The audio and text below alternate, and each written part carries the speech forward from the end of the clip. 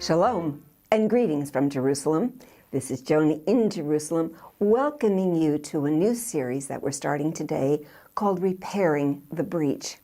For the next several sessions, we're actually going to be doing a prologue.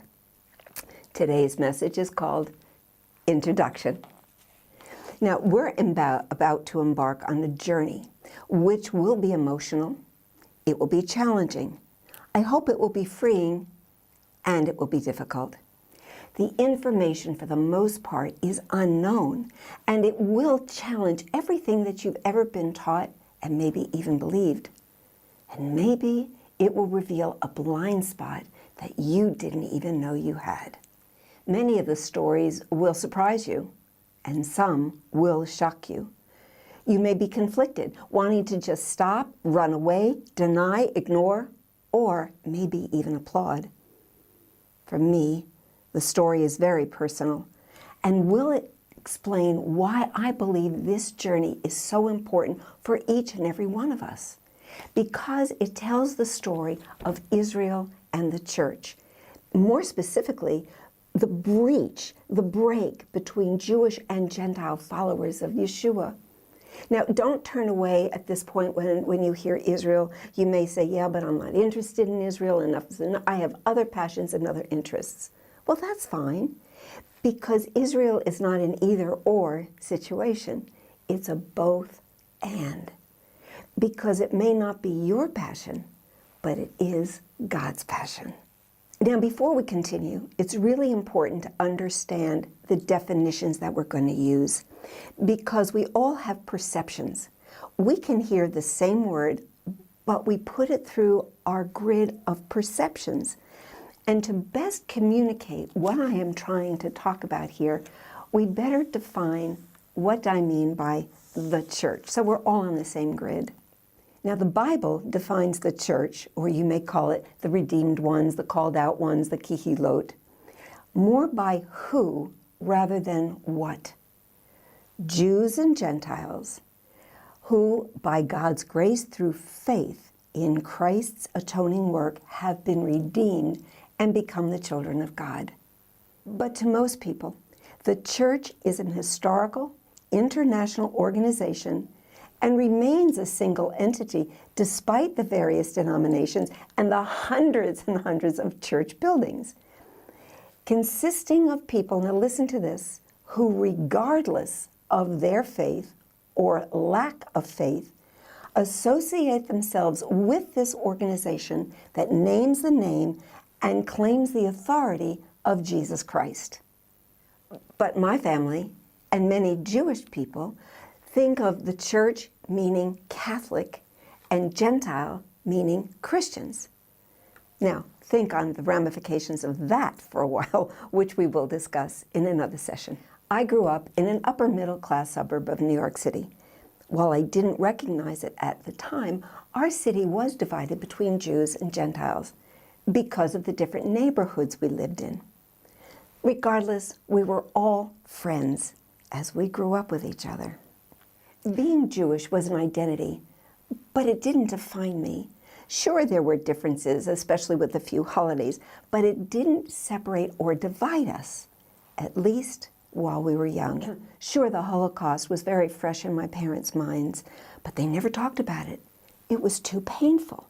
So they tried to push the pain away or stuff it down into that hidden place in their gut, but it was always there. Now I realize that besides pain, there was fear. Could what happened there happen here? So their attitude was just get along. Don't wear your religion on your sleeve, and don't do anything or say anything that would identify you as a Jew.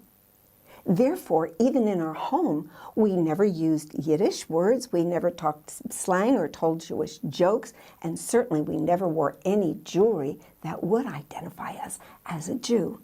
It was just too dangerous. Now, sadly, my parents' fear was right, because today, more and more around the world, anti-Semitism, Jewish hatred is raising its ugly head. Oh, but they've changed the words. Instead of saying anti-Semitism, anti-Jew, They say anti-Zionism, anti-Israel. But you can't separate Israel, the land, from Israel, the people. It's one and the same. And whatever you call it, it is still the demonically inspired hatred of the Jewish people. Dad was an atheist and Mom was an agnostic. They were products of their parents and their parents' experiences. But in Dad's case, it was the war.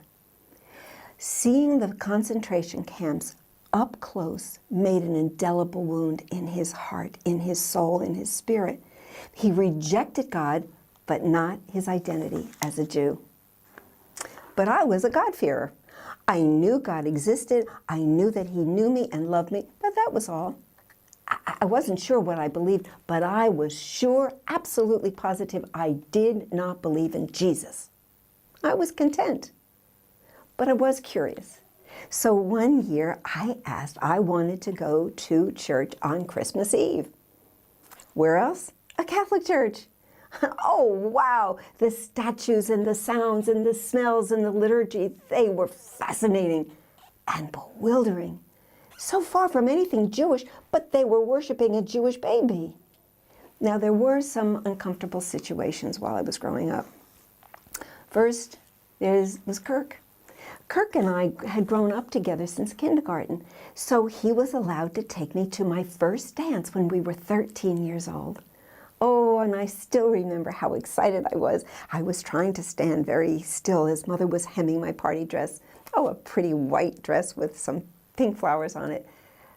But then I remember her face when Kirk's mother called her and said, "My son can't take your daughter to the dance because it's being held in a place that's restricted to Jews, even 13-year-olds just wanting to go to a dance." And then years later, when I was in college, I wanted to join a women's group, a sorority, and they wanted to invite me.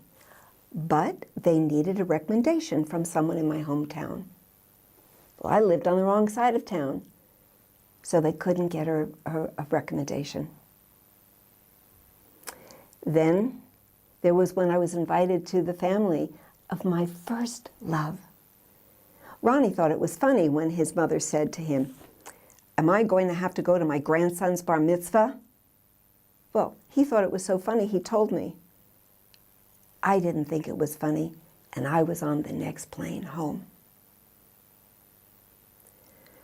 Then a new city, a new state, a job. Now, everything that had happened in different places. Well, there was New Jersey, and there was Pittsburgh, and there was Buffalo, New York, and now it was Allentown, Pennsylvania. The Jewish holidays were coming, and it's always a little difficult when you're at a new job, when the holidays are coming, because you don't want to work. But it's hard to go to your new boss and say, "By the way, I'm not coming to work." And you really can't ask permission, because what if he says no?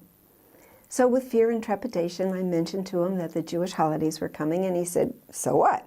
What does that have to do with you?" I realized he didn't know I was Jewish when he hired me. We were both a little embarrassed. And then there was the time in liberal Aspen, Colorado. I was a ski bum, I was a maid, and I lived in the hotel that I cleaned every day. So when Hanukkah came, I took out my little menorah and got ready to light the lights, and I was fired on the spot. They didn't want a Jew in their home. You know, I wasn't a follower of Yeshua yet in those years, but every single person who rejected me because I'm Jewish, they claimed to be Christian. So you see why this is such an important story? It's such an important story because it matters to God. Jews and Gentiles following Yeshua should be the one new man. But this is a story to be continued. So please join us for the next session, and let's pray. Father, thank you. Thank you for your love. Thank you for your patience. Thank you for opening up my eyes and my ears to know you. Thank you for showing me and enabling me how to forgive those who have hurt me and those who have hurt so many, whether we be Jewish or followers of Yeshua. Lord God, help us. Thank you for your love. Thank you for salvation, for deliverance, for redemption. Thank you for being who you are in and through and by and for our lives. All for the glory of Yeshua, Jesus, in whose name we pray. Amen. And with that, I say, please contact me. I'd love to dialogue with you, especially about this message, and I'd love to bring it to you, to your church, to your home group, wherever you meet with your friends. I would love to come. Just contact me through the website, www.novea.org. And with that, I say, Lehitraot, Shalom from Jerusalem.